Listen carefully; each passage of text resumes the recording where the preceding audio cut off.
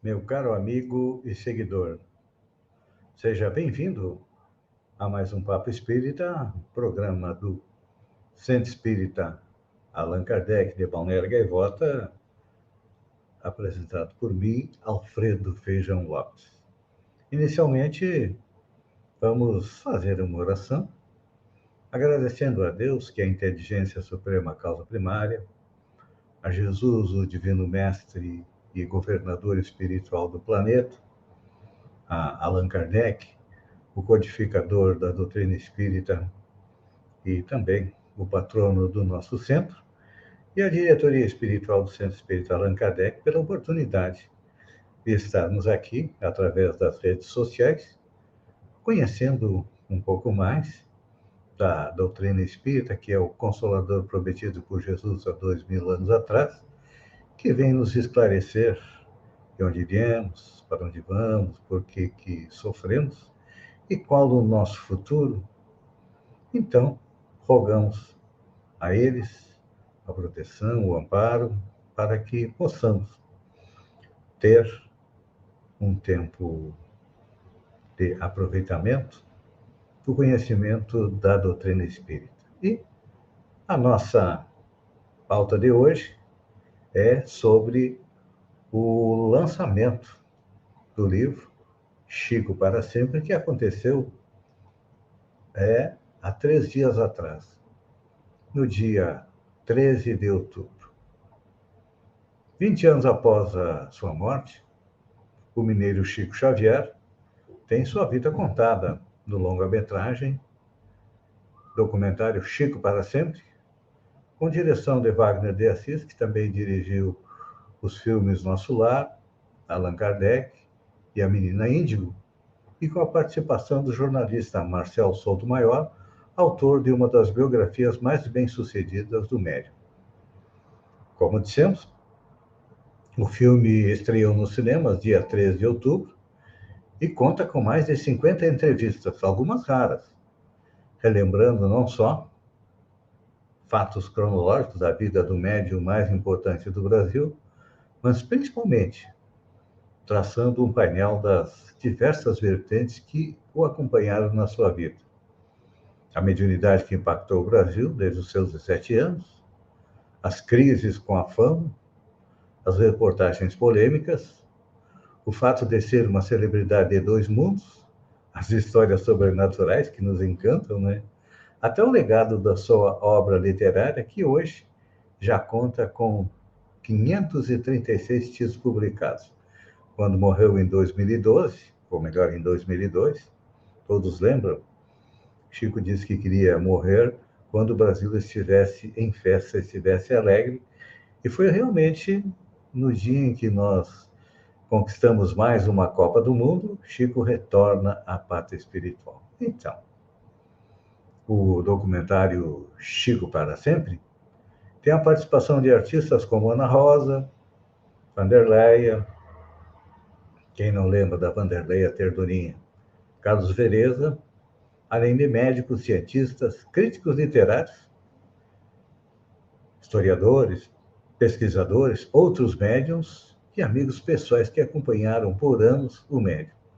Chico para Sempre apresenta momentos inéditos, como o depoimento de Juscelma Coelho, amiga particular que estava dentro do quarto do hospital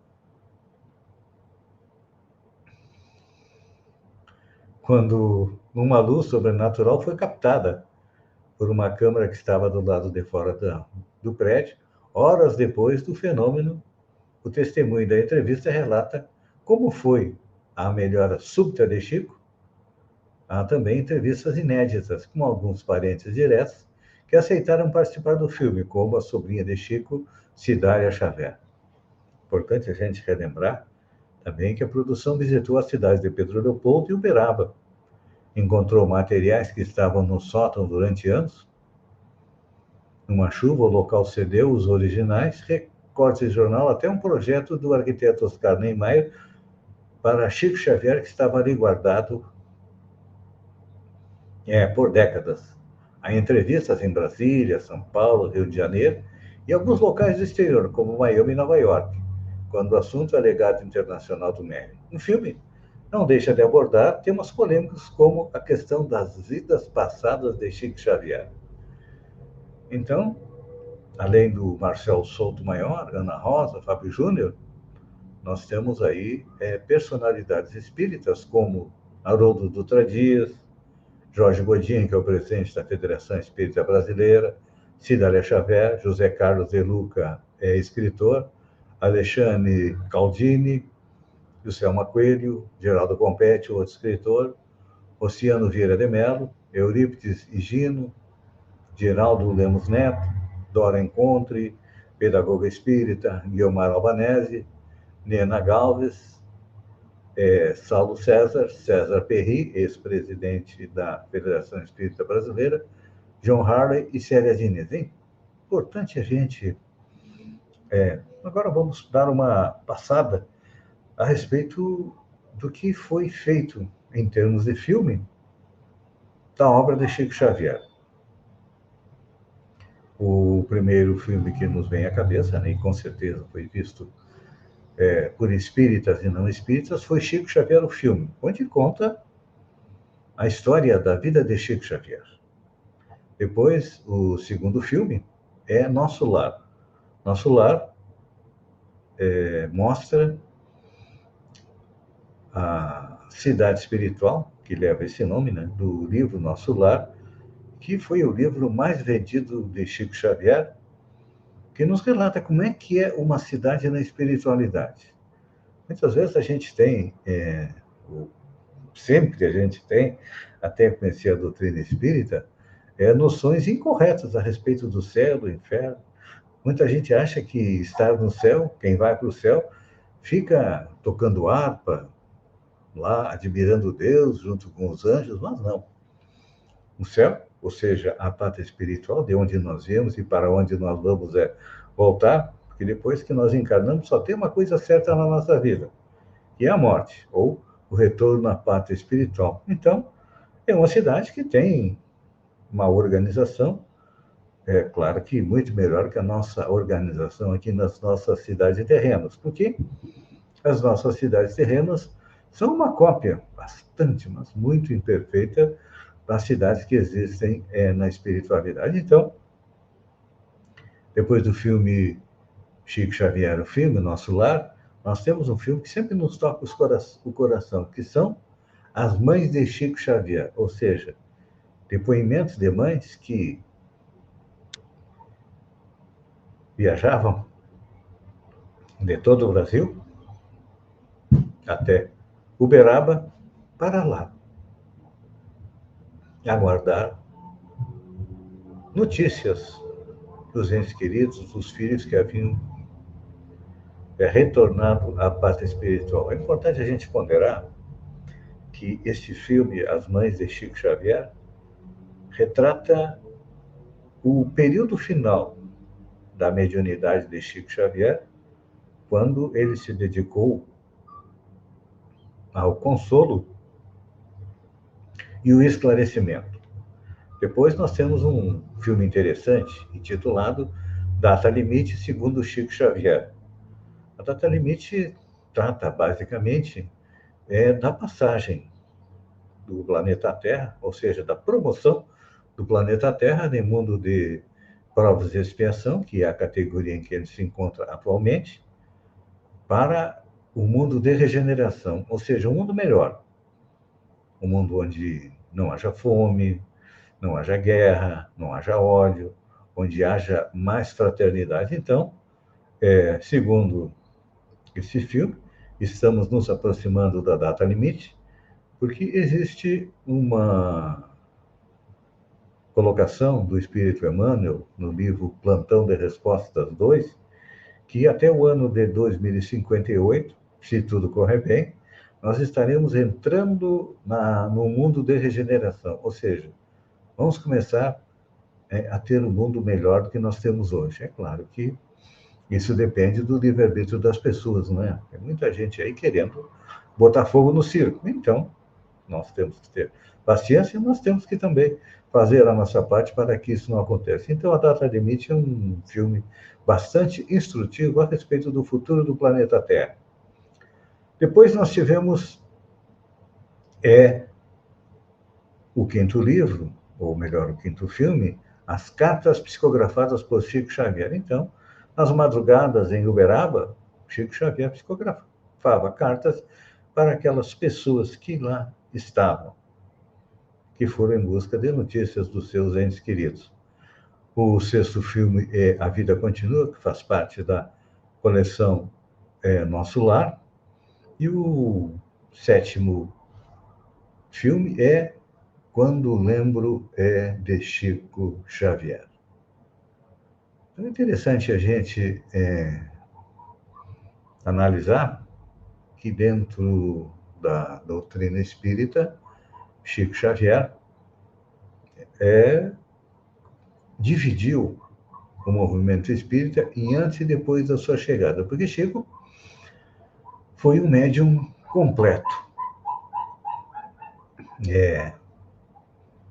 Ele nasceu em Pedro Leopoldo, no dia 2 de abril de 1910, e retorna à pátria espiritual, como eu disse, no dia 30 de junho de 2002.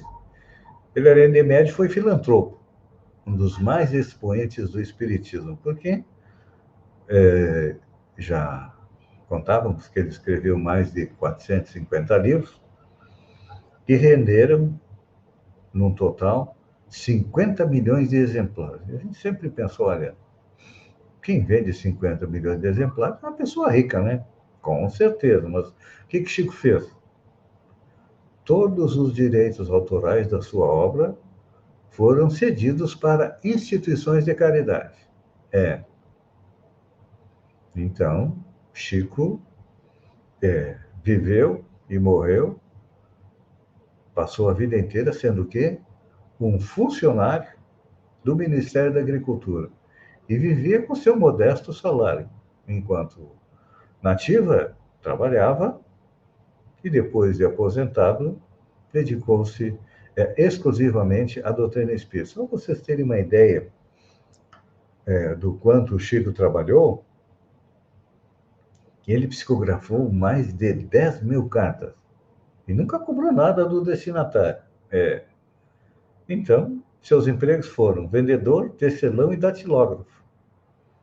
Como eu disse, vivendo aí de um modesto salário. É um exemplo para todos nós, não é? Porque muitas vezes, não só dentro da doutrina espírita, mas em outros segmentos religiosos, as pessoas enriquecem, as igrejas enriquecem, mas não.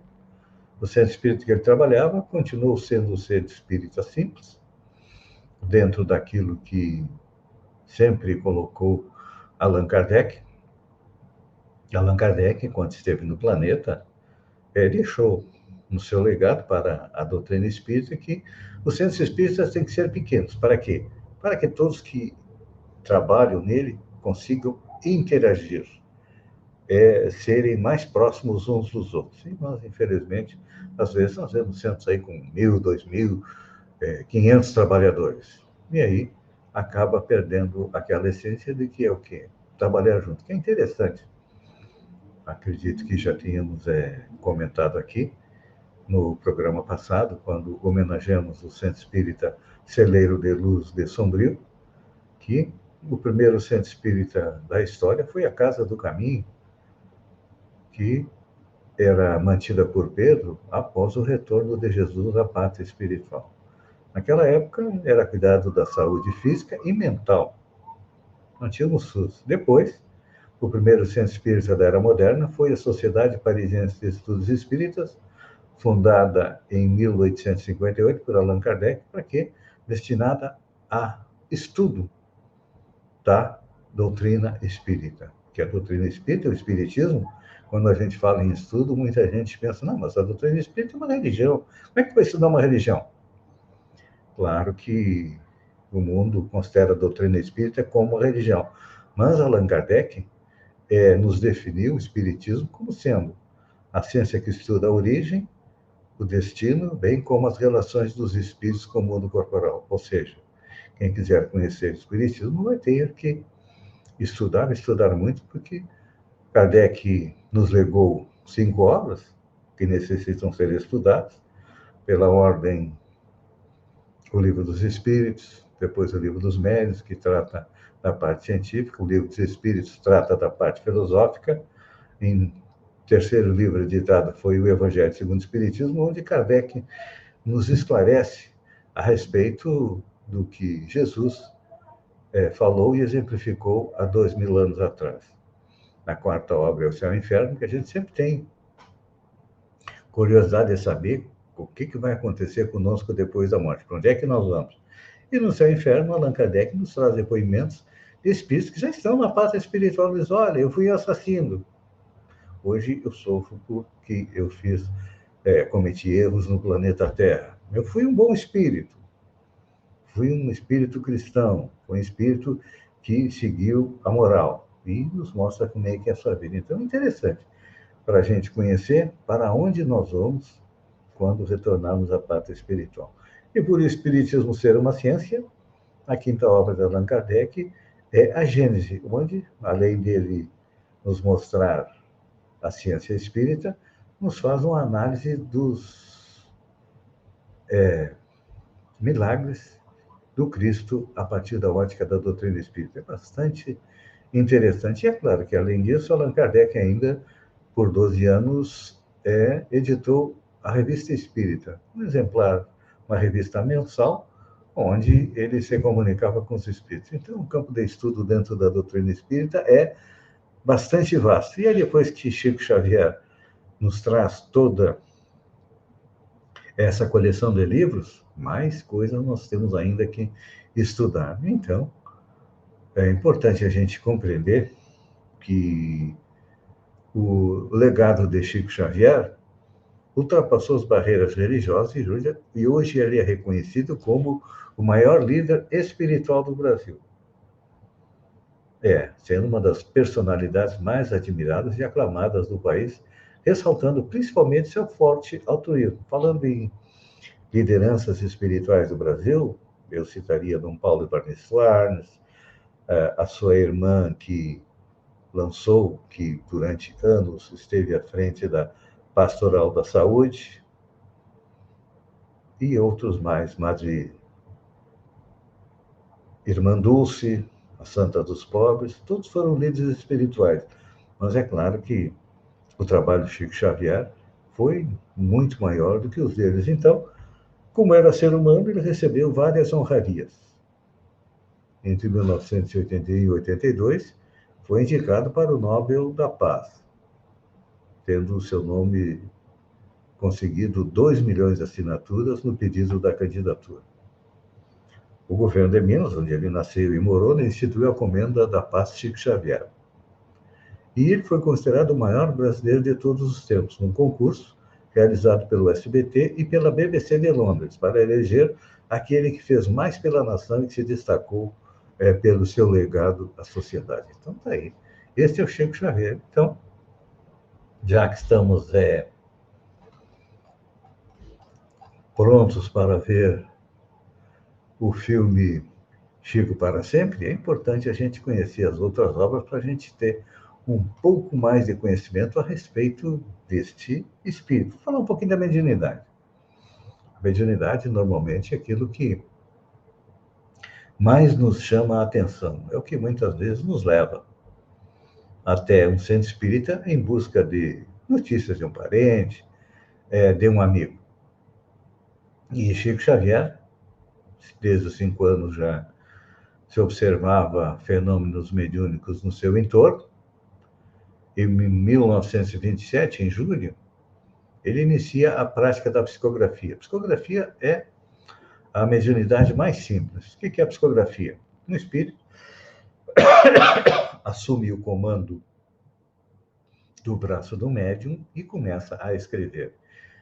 Depois de 1927, em 1931, manifesta-se pela primeira vez o espírito Emmanuel. Emmanuel é o espírito que coordenou durante todo o período em que Chico Xavier esteve no planeta, coordenou a sua mediunidade. E tem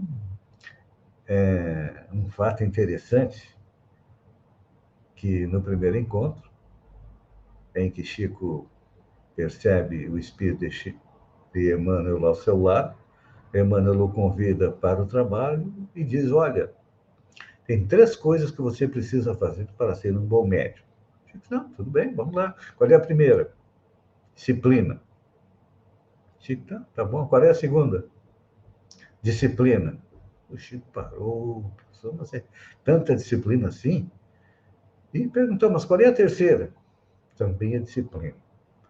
Isso serve para todos nós, médios e não médios, para que tenhamos disciplina no quê? Para poder conquistar tudo aquilo que nós planejamos. Porque muitas vezes o que é que acontece? Quando inicia o ano, nós fazemos um planejamento. Olha, vamos fazer isso e isso neste ano. Eu quero alcançar meta A, B, C e D. Enchemos o peito e dissemos, não, este vai ser o melhor ano da nossa vida, não é assim? Aí passa janeiro, a gente começa já a perceber que as coisas não estão indo conforme nós planejamos. Fevereiro, março, abril e maio. Quando chega na metade do ano, a gente já esqueceu tudo que tínhamos planejado, não é assim? Pois é. Então, aquilo que Emmanuel pediu para Chico no trabalho da mediunidade serve para todos nós também, para ter disciplina para conquistar as coisas, tanto materiais quanto espirituais. Então, depois de um ano, em 1932, é lançado o primeiro livro de Chico Xavier, da sua mediunidade. E causou alvoroço. O nome do título é Parnaso de Além Túmulo, uma coletânea de poesias ditadas por espíritos de poetas brasileiros e portugueses, com enorme repercussão na imprensa e na opinião pública. É interessante porque quem lê o Parnaso de Além Túmulo e conhece os poetas que ali estão, percebe que as poesias são realmente como se fossem obra dos poetas. É claro, porque são de poetas que já estão desencarnados. Então, para não deixar dúvidas a respeito de que era um livro mediúnico, por isso que a espiritualidade escolheu o primeiro livro do Chico Xavier, sendo poesias. Então, ali nós poderíamos conferir o estilo dos poetas que já estavam na parte espiritual, mas escreveram iguais ao quando estavam vivos.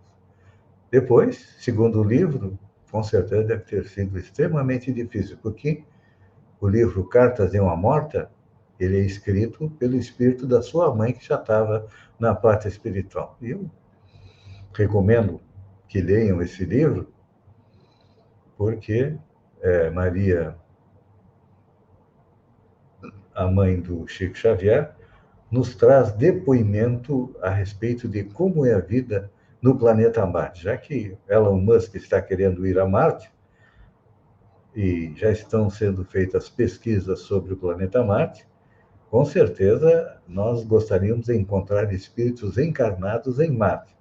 Mas pode ser que a vida em Marte seja espiritual e não uma vida carnal. Depois, Chico, em 1943, inicia aquilo que seria a sua obra mais importante, que é a coleção Nosso Lar. Porque quando Allan Kardec codifica a doutrina espírita, lá a partir do dia 18 de abril de 1957, com o lançamento do Livro dos Espíritos, as informações que vieram a respeito de como era a vida na espiritualidade foram bastante esparsas, porque era necessário o quê? Era necessário, naquele momento, conhecer a filosofia. E, para se esmiuçar depois como é que é a vida na espiritualidade, veio a coleção Nosso Lar. São 16 livros, onde Chico Xavier esclarece como é que é a vida numa cidade, ou em várias cidades, da pátria espiritual, que é a coleção Nosso Lar. E, como eu já disse, o livro Nosso Lar é o livro que foi mais vendido de Chico Xavier. Então, fazendo um resumo a respeito da mediunidade de Chico Xavier, nós podemos dizer que, pelo menos no Brasil, Chico Xavier foi o médium mais completo que nós tivemos notícia, porque, além da psicografia, que era a sua característica, onde todo mundo, quando visualiza o Chico Xavier, visualiza ele com a mão na cabeça e escrevendo. Então, esta é a psicografia. Mas ele tinha também a mediunidade da psicofonia, ou seja, os espíritos utilizarem seu aparelho fonador, a sua fala, para trazer suas mensagens. Tinha evidência, que é o quê? A visão do que acontece no mundo espiritual. Quem tem evidência, muitas vezes vê coisas bonitas, mas também vê coisas que não são tão bonitas. Tinha audiência, ou seja, ouvia os espíritos. Quantas vezes parece que a gente ouve alguém nos chamar, a gente vira a cabeça e ninguém nos chamou? Isso aí chama-se audiência. Ele era um médium receitista, ou seja, que através dele, espíritos receitavam remédios, principalmente homeopatia, para aqueles que necessitavam. Era também o médium de efeitos físicos, que, quando Kardec codificou a doutrina espírita, era algo bastante comum, os médiuns de efeitos físicos, porque os cientistas precisavam confirmar que os espíritos existiam. Então, a mediunidade de efeitos físicos doava uma matéria que nós chamamos de ectoplasma, para quê? Para que os espíritos se materializassem, fossem tocados, pesados, analisassem. E também tinha uma outra faculdade que é chamada de xenografia, ou seja, psicografou em línguas que não conhecia. Então, aqui nós percebemos que ele era um médium bastante completo. Vamos agora ao nosso momento musical, no Papo Espírita do Centro Espírita Allan Kardec.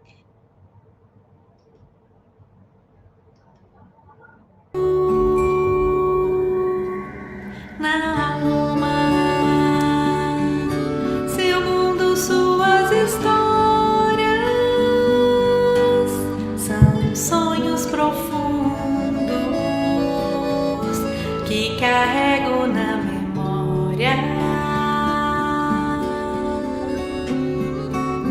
Xélida, seu nome é vida, por tudo que escreve. Obrigado, querida. Xélida,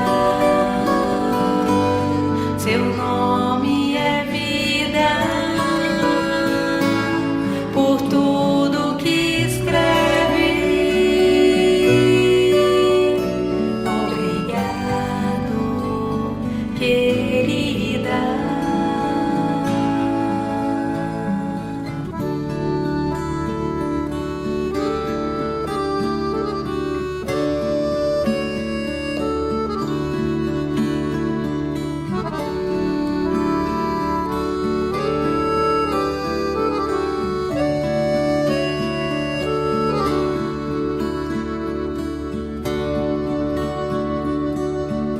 São lições de humildade, levando luz onde há dor, mostrando que em tudo na vida estão as mãos do Criador.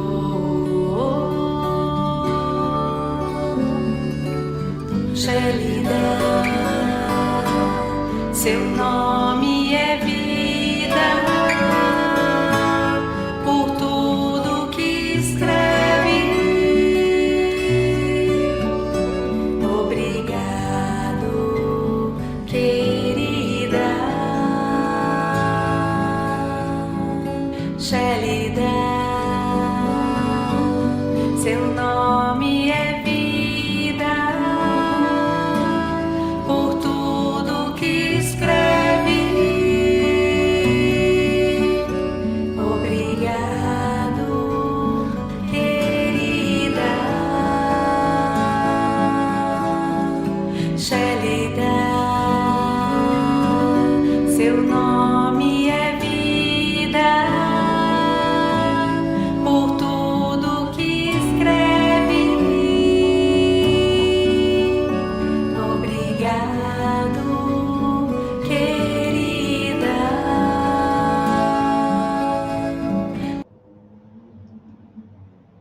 A música sempre nos toca a alma e é importante porque ela ajuda a elevar o nosso espírito.